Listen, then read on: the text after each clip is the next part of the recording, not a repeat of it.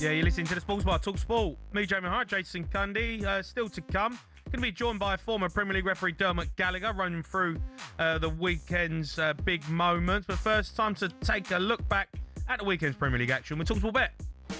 Bring it on with talkSPORT Bet. Stay on the ball with our safer gambling tools. Find out more at talksportbet.com. 18 plus gambleaware.org. Only one place to start, really. Liverpool winger Mo Salah's explosive interview after the 3-3 draw at Leeds on Saturday. The 33-year-old come out and spoke to reporters in the mix zone after being benched for the third game in a row. Have a listen to this. I don't know why. Seems like a club is throwing me under the bus. That's how I feel it.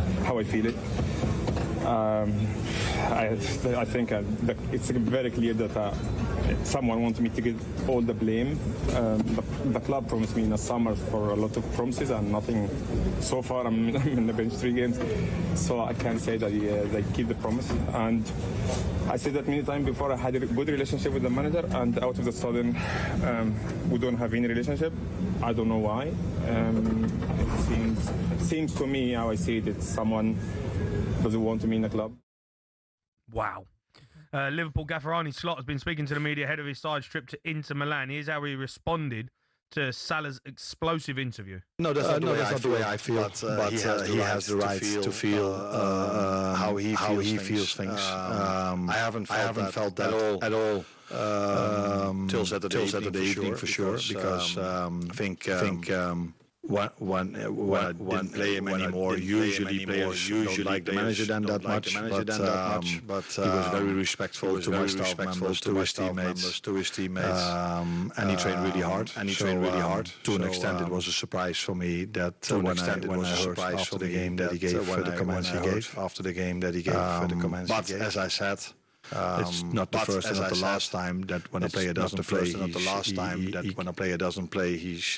I'm not sure if he was emotional or not, but that he says something. Something similar to what he did. But something similar to it. I think my reaction to that is also clear.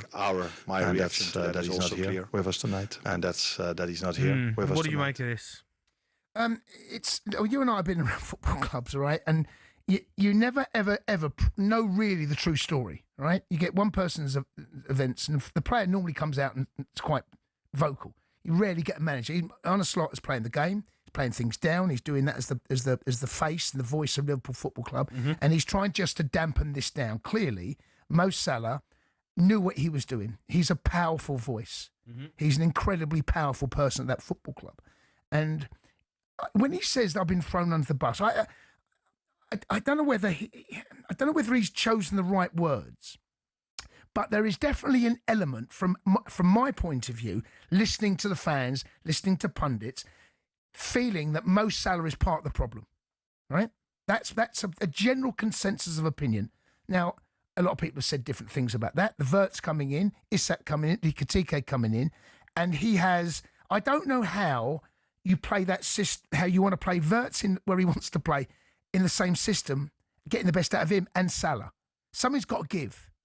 And his nose is out of joint, probably, Salah. Yeah? He's getting dropped. I'm Mo Salah. And I don't know if it's been lost in translation. Do you think he's been made a scapegoat? I think it does feel a little bit like the blame is, drop Salah and things will improve. Well, I don't think if Liverpool hold on for 3-2 victory at the weekend, I don't know if he comes out with that. I think that goal, that equaliser, deep in injury time, has given him a little bit more vocal, bit more voice. While I'm on the bench, everyone had their wish they dropped me, and look, nothing improves. I think there's an element that he feels a bit more empowered to come out and say what he said at that time. I think he's engineering, he's forcing something, and I don't know what, because we don't not privy to this, but for me, he's doing one or two things, either forcing the pressure back on a Slot, because he's under pressure, Slot. There's absolutely no doubt about that. If they lose tomorrow and they get beat at the weekend, he's under big pressure. There's no doubt about that. And I'm not saying he's going to get sacked, but he's under pressure. Or, the January transfer window coming up, he feels his future lies elsewhere. He's dropped this bomb just as the transfer window's open. What do we open? 2.5 weeks away from the transfer window? He goes away to AFCON. It goes away there. This gives time for various different parties. Is his future at Liverpool? Well, this is a hell of a bomb to drop. So you've now got to... I'm not saying his career's over at Liverpool. I'm not saying he'll never play for Liverpool again.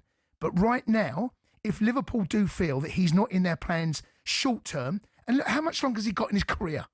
You know, there was always going to be there's always a point you get to the top of the mountain, and he's still going to have an influence.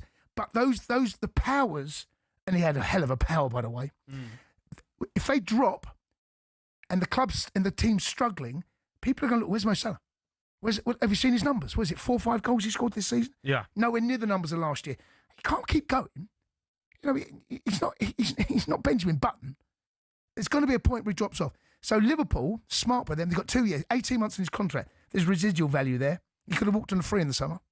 So I don't know what his worth is to whoever wants to pay, but if there is a Saudi club out there now, if they offer 60, 70 million pounds, which is not inconceivable, I think Liverpool will be mad not to say, right, look, he's clearly not happy. He's on a huge wage. Let's take this money now. Let's move him on. He's got a World Cup coming up. Liverpool they've got enough players to cope without him, and that's Slot's job right now. Yeah, to get the best out there. But we don't know. And I'm saying again, we don't know what's happened on the training ground. We don't know the conversation between Slot and Mo Salah. Only 2 people do. You agree with him? You agree with him? I've got an element of sympathy with him, but at the same time, he knows what he's doing. He's not stupid. He's not stupid. Do you think he should have done it? If he feels he should have done it, then you've got to look after number one. If he feels that he is being made a scapegoat, and he feels that he's not getting the recognition right now that he feels he deserves, then you want to drop him. He's not the first to do it. If January transfer window's coming up, drop it bomb now. I want out. Isak, by the way, Isak did it. Not that long ago. Dropped the bomb. I ain't turning up. I'm on strike until I get my move. No difference, really. Salah's come out and spoken to the media, and he doesn't speak a lot, Salah, does he? No. Don't often hear him talk like that. No. Got to look after number one, and he's come out and said what he feels. And it's Slot's got a big job because he hasn't taken him. No. So that rift, I don't know how big it was before, but that's now it's very. And he's going to go out of AFCON, and there might be time for the dust to settle. Who knows? But it would not surprise me if Liverpool say, right, let's move him on. We've got 60 million for him here. Let's take that now. He's been a brilliant servant for them.